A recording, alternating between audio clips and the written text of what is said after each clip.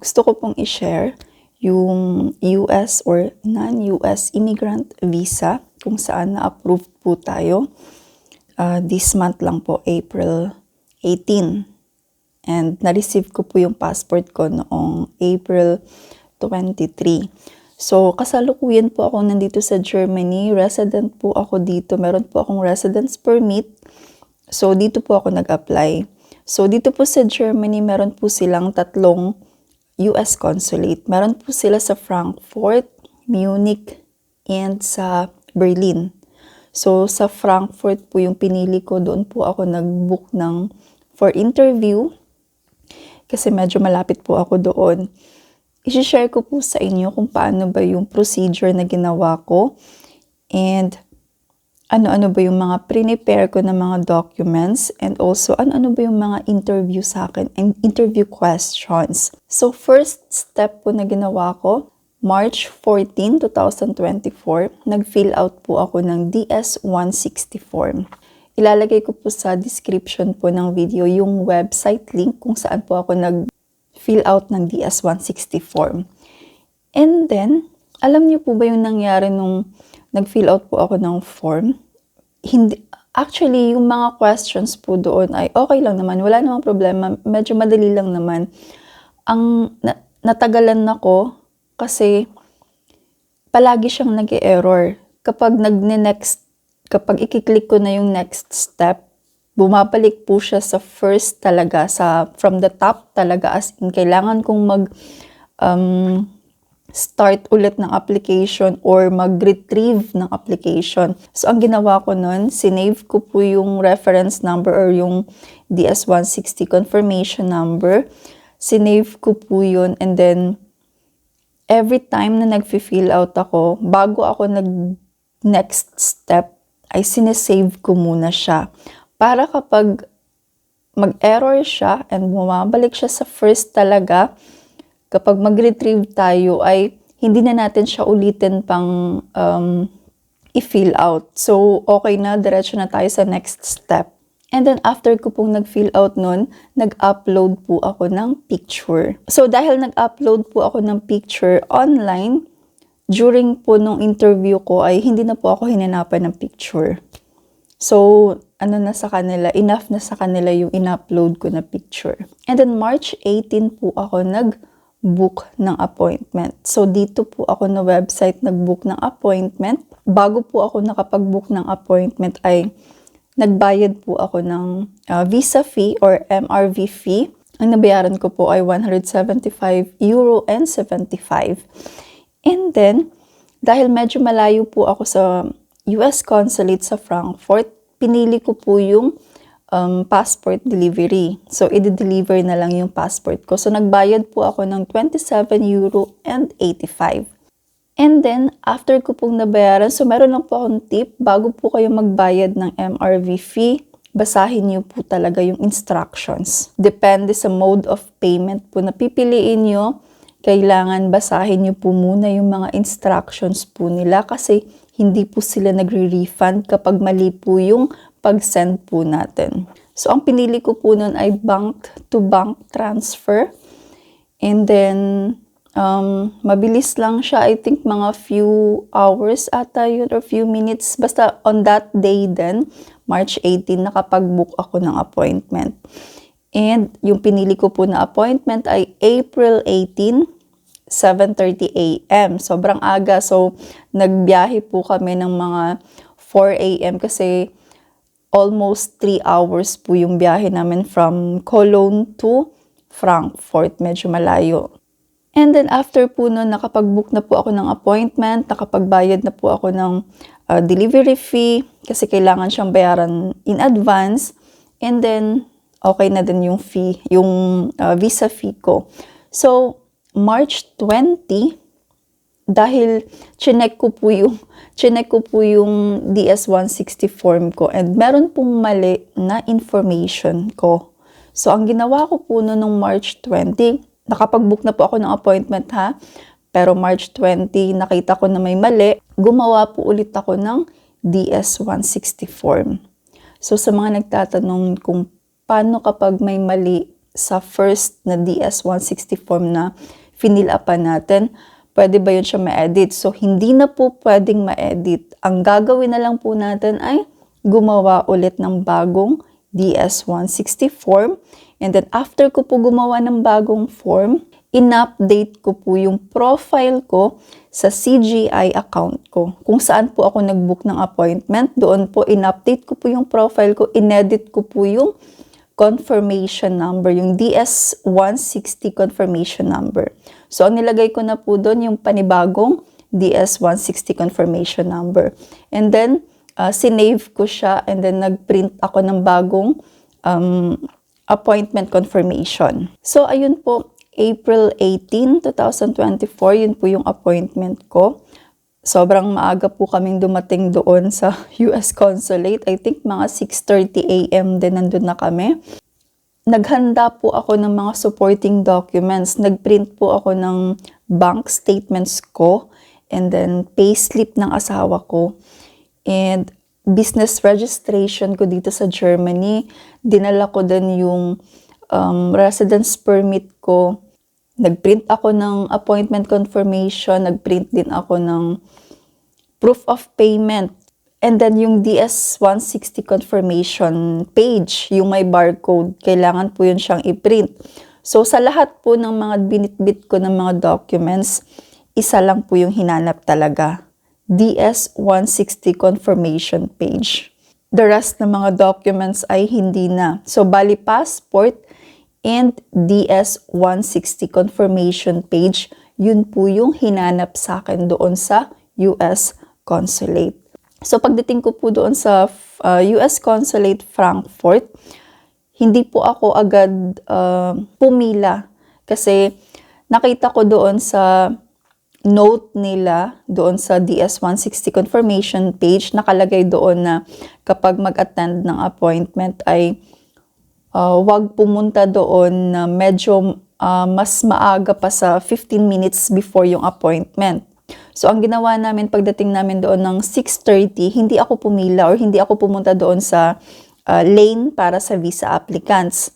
Naghintay lang ako sa sasakyan. And then, biglang may lumapit na staff ng US Consulate. Tinanong kami kung meron bang appointment doon sa US Consulate. And then sinabi ko na yes. And then sabi niya, pwede na daw pumila. Kasi kapag mamaya pa daw pipila, mahaba na yung linya doon, yung pila doon. So sabi niya, pwede na daw. So ayun, nagpila na ako. And then tama nga siya kasi bago pa man nag 7:30 a.m., bago pa kami pinapasok doon sa loob ay sobrang haba na talaga ng pila. Buti na lang ay talagang inassist niya kami na para pumila na. Pagdating po doon sa US Consulate Frankfurt, makikita niyo po yung dalawang lane. First lane po yung sa mga visa applicants and second lane po yung para sa mga US citizen. And then, bago po tayo makakapasok, kailangan po muna natin kumuha ng ticket. So, doon po sa lane para sa mga visa applicants, meron po silang dalawang window po doon. Sila po yung nagbibigay ng ticket. So, magi-inform po sila kung pwede nang kumuha ng ticket and kailangan din talagang nakapila. So, after makakuha ng ticket, ang hahanapin po nila doon para mabigyan tayo ng ticket ay passport and DS-160 confirmation page. Yun po yung titingnan nila doon and then bigyan tayo ng ticket. After mabigyan ng ticket, papasok na. And then, security check. Kailangan po nilang i-check yung mga bit-bit po natin. Kung meron tayong relo, meron tayong belt, kailangan po ilagay doon sa tray para sa x-ray machine. And bawal po tayong magdala ng phone. Bawal po tayong magdala ng mga bags. As in, lahat po ng applicants po talaga doon ay walang bit-bit except sa documents lang. Pero narinig ko dun sa staff na sabi niya, kung merong phone, kailangan siyang i-off. So, hindi ko lang talaga sure kung pwede ba yun kasi nga nabasa ko talaga na hindi pwede ang phone sa loob and yung mga malalaking bags. And ayun nga, mas okay na wala na lang tayong bitbit. Documents lang talaga. So ayun po, bago pa man po ng interview, yung first po na process ay i-check po nila yung DS-160 form po natin kung nag-match po siya sa passport natin, yung mga personal details po natin. And then after po nilang ma-check, ma-verify po yung DS-160 form, mag-biometric na po tayo, mag-submit po tayo ng fingerprints. And then after po ng fingerprints, ay kailangan na po natin pumila para sa interview. Paglapit ko po sa window, yung hinanap niya po sa akin ay yung passport ko. And then tinanong niya po ako kung English or German. And then sabi ko sa kanya, English please. And then yung first question niya po, why do you want to travel to the US? So ito po yung sagot ko. My husband and I are planning to celebrate our wedding anniversary in Estes, Colorado. So sabi niya, how long will you stay in the US? Then I answered, 5 days up to 2 weeks, depends on my husband's vacation approval. And then tanong niya sa akin, what does your husband do? Sabi ko, so sinabi ko yung trabaho ng asawa ko. And then sabi niya, and you, what do you do? And then I answered, I run an online business registered here in Germany since January 2023.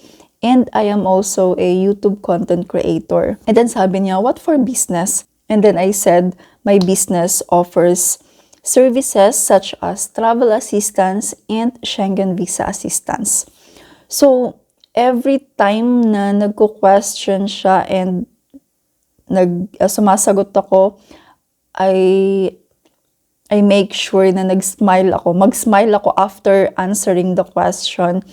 Kasi, alam niyo yun, kapag nag-i-smile po kayo, para kayong marerelax talaga. Yun yung parang makalma kayo. And once na yung nag-interview sa inyo ay nag-smile din, so mawawala na lang talaga yung kaba nyo. Yun yung parang makakatulong siya na kumalma and para hindi tayo masyadong kabahan. So smile. Wag naman yung sobrang smile palagi. Kapag kapag for example, after mo magsagot, ganon, or while na mag-question siya, or after mag-question siya, pwede ka rin mag-smile bago ka sumagot. And then after that, yung next question, will your husband also be traveling with a Philippine passport? And then sabi ko, no, he is a German citizen. And then yung last question niya, is this your first time to the US? Ito yung question na, ewan ko, sobrang na-excite ako sa question na to. And then sabi ko, yes, it is my first time. And napasmile talaga ako. And siya din napasmile sa akin. And then, after that, okay na pala, tapos na pala yun, sabi niya, your visa is approved. Sobra yung feeling talaga na malalaman mo yung result. And yung time na yun na sabi niya, your visa is approved, hindi ako makapaniwala and hindi ko alam kung paano ba kasi parang ang sarap mag-yehey. Parang ang sarap pumalakpak. Pero kailangan kong i-control yung feelings ko and sabi ko, thank you na lang talaga ang nasabi ko. As in, doble yung kaba kasi kakabahan ka sa interview and at the same time, kakabahan ka kung ano ba yung result kasi nga malalaman mo siya agad. So magkaiba po talaga siya sa Schengen visa kasi kapag mag-apply po tayo ng Schengen visa, madalas walang interview. Minsan lang and then sa experience ko, na-interview ako sa Schengen visa pero via call po yun. Phone call interview. Hindi siya personal. Hindi rin natin malalaman talaga yung result after na, for example, tatawag sila. Walang update kung ano ba yung result. Saka na lang po natin malalaman yung result kapag makuha na po natin yung passport. So, ganun yung sa Schengen visa. Pero sa non-immigrant US visa naman ay automatic talagang malalaman natin yung result. So, yun yung nakaka-excite.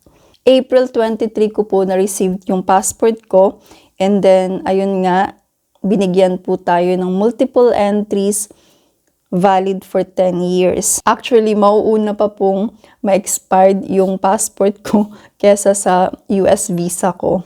Kung gusto niyo pong mag-avail ng visa assistance po sa akin, ako po mismo yung mag-a-assist po sa inyo. I-message niyo lang po ako, and then actually pwede niyo rin pong i-visit po directly yung website, and meron din pong contact po doon kung saan doon niyo po pwedeng i-send yung mga inquiries niyo. O di kaya pwede rin po kayong directly mag-message po sa akin sa email address ko po, rootstravel@web.de. So kung meron po kayong gustong i-share po sa akin na sa tingin niyo po ay makakatulong din po sa mga kababayan natin, pwede niyo po akong i-message. Ilalagay ko po yung mga link po ng social media accounts ko kung saan niyo po ako pwedeng i-message, and i-share niyo po sa akin yung mga experiences niyo para ma-share ko din po sa mga kababayan natin. And at least, diba, magkaroon sila ng idea kung ano ba yung mga dapat i-prepare based po sa mga experiences niyo po. Siyempre, wag niyo pong kalimutan mag-subscribe and i-click niyo po yung notification bell para updated po kayo sa mga upcoming videos na gagawin ko. Thank you po for watching. Bye-bye!